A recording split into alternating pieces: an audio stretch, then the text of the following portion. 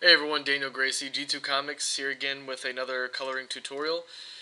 This time I'm going to go over a little bit of modeling again. I'm going to show you how to pick out some shapes. Basically what you're going to be doing when you're actually modeling everything is you're going to be breaking images down into shapes and not getting distracted on the overall picture. Um, Once you're getting close to finishing your modeling, you do want to step back a little bit. You obviously want to be aware of how different colors play off one another during this part, but just to show you how to pick out the shapes and what you need to do when you find those shapes is what we're going to be going over right now. So um, I have my flats. I'm not going to go back and adjust these colors. I'm just going to go right into it. When you have your flats all laid out in your CMYK channel, you're going to select your CMYK channel just by clicking CMYK, and you're going to um, create a alpha channel, name that flats. Oh, I kind of did that backwards a little bit. Okay, select your CMYK channel, turn my black copy on, and then what you're going to do is you're going to Control A, which is to select all, Control C, which is to copy all, and then get your flats channel, and Control V as in Victor to paste that in there. The reason you have this flats channel is because when you're on your CMYK channel and you're coloring, you're going to be coloring over stuff you've already done. So to reselect and add more color to what you've already done, you use your flats channel because you can go back and select those different colors or shapes again without obstructing any of your previous artwork. So back to the CMYK channel, I turned my black copy back on. That's just all my line art. And I'm going to pick this soft airbrush that I used and I created in my previous video on airbrushing, and I like using this to pick out my shapes.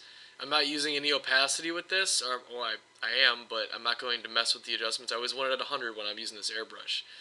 What I'm doing is I'm going to be messing with the flow. So my flow is probably going to be at 100% for now. And I'm not going to do the screen mode like I was doing in the other video. It's good to use whenever you want to use it. But for this instance, I just feel like I want to pick my own colors and not go too much towards the orangey white screen color that I get from that brush. So I'm going to keep it a little bit more, I guess, saturated. So what I'm going to do right now is I'm going to hit W, and I'm going to select this color of the horse that I'm working in right now. And I have my anti-alias unchecked and my contiguous unchecked.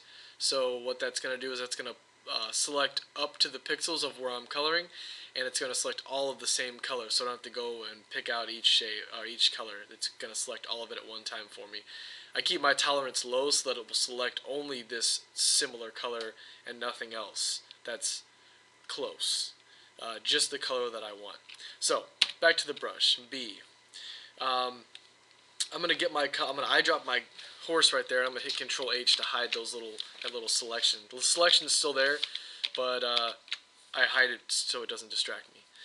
So I'm going to eyedrop that color. I'm gonna move a little bit more towards the saturation, so up and to the right a little bit for my next color.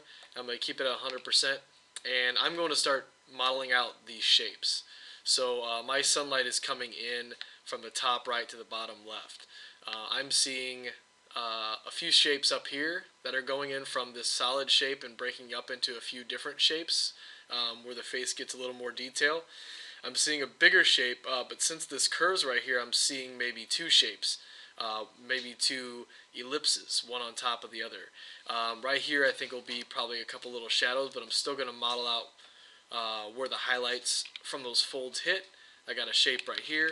I got a shape coming down from the neck, so on and so on. Shape right here, a bigger shape right here, and just look at the line art that was provided to you to pick out all these different shapes that you're seeing.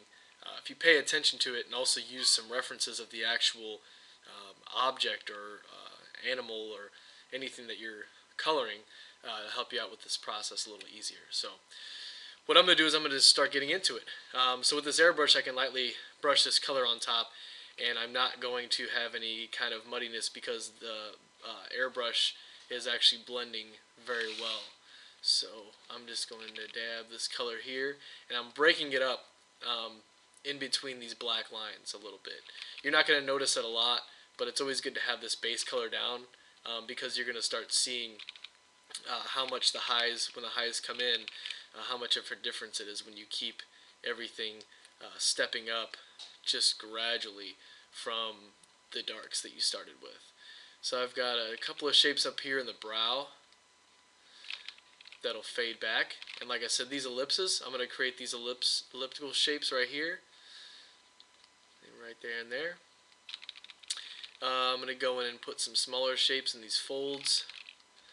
Bring this out and up a little more. Don't worry about being too accurate at this point because you're going to still need to leave a lot of room to place your highlights in the middle of this. So here's a big shape right here, just going down the neck and the front. Remember, you're trying to hit where the light would hit the closest part to the light source. So you're not going to be going on either edge. I'm not going to be going too close to this line, and I'm not going to be going too close to the main. I'm going to keep it up, like I said, towards the light source, so maybe on the crest of that object. Now, right now, I'm implying that most of these are rounded shapes, and they don't have any harsh bends or folds in them. You will come across some that do, like maybe this ear, how it folds over into the front at the side. So I am going to go to the side right here, and I am going to model it out towards the front of the horse because it has that fold, and it's going to be a distinct line rather than these like ellipses that are in the middle of the face. Here's another shape right here I'm going to go in. Another shape right here. I'm going to bring up towards. Don't worry about shadows too much right now. Worry a little bit about contrast though, because you can see how I'm creating a little bit of depth with leaving some of this shadow, some of this base color that I started with still visible underneath what I'm doing right now. I've got three shapes right here. And model them a little bit better. You can bring them down a little bit, however you choose. Like I said, references are really good when you're doing this kind of stuff. Helps out with the accuracy. You can make it look good by guessing too, if you know what you're looking at and have studied it before. You know how to lay the shapes out a little bit. So I'm not going to go too much further with this. I know that the horse's legs are really muscular, and so I might make up a few little muscles back here just to keep it looking rigid and strong and not as kind of fluffy as the neck is on the back here. I do need to have some distinct lines, like right here is perfect, where they actually separated some really nice shapes down here towards the hoof that I'm going to not even touch these little parts because they're definitely shadow. So this is going to look really tenuous, veiny. Okay, so I want to keep going, but I'm going to move ahead. So I've got my colors laid out. Like I said, I'm at 100%, so this is where 100% is on this color. I really can't go any higher, which is good because you don't want to step up too high from each color that you're doing. So normally, I would have my screen tool out and I would be going really, really light. I don't want to do that though. I want to keep it a little bit saturated and a little less towards the white. So now that I've stepped up a little bit, I'm going to go on top of these shapes and I'm going to bring out a little bit more on here. When you start getting a little bit lighter, you'll probably want to change the flow, lower the flow a little bit, because you're going to need to have a little more control over how much you're going to be putting out of that brush. Especially with these smaller shapes right here, and it's always good practice to zoom in really close to what you're doing so you can get in there and detail it. But this video is just to get the gist of playing around with this brush and looking at shapes and figuring out, where do I need to lay these colors in at. So, these parts go quickly in certain points, sometimes they don't. This horse actually takes up almost a third of the page, so it's a pretty big object that I'm going to want to spend a lot of time on because when it prints out, it's going to read very closely, and so I want to make sure that my detail is there when it's in print. Sometimes if I see that there's too much shadow between two shapes, I can just brush right over the top of it very lightly, just tap my pen, and to fill those in just a tad so that it doesn't look too overdone or too underdone. So going over again with a lighter shape, this neck part here I'm going to hit towards the front because that's basically like the side view, and I feel like I'm going to get a lot of reflection off that. So again, now I'm going a little bit more towards the middle of the of the color that I just put down, to give that sense of modeling, sense of a little more, I guess, 3D. And back down here in the leg.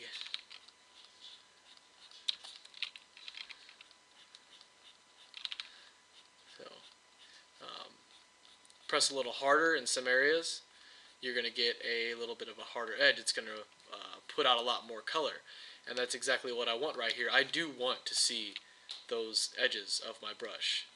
In some spots I don't, but in the leg, like I had stated before, we want it to look really strong.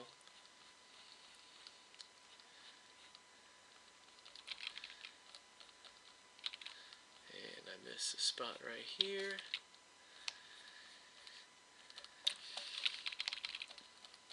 Okay, so that should be good for here.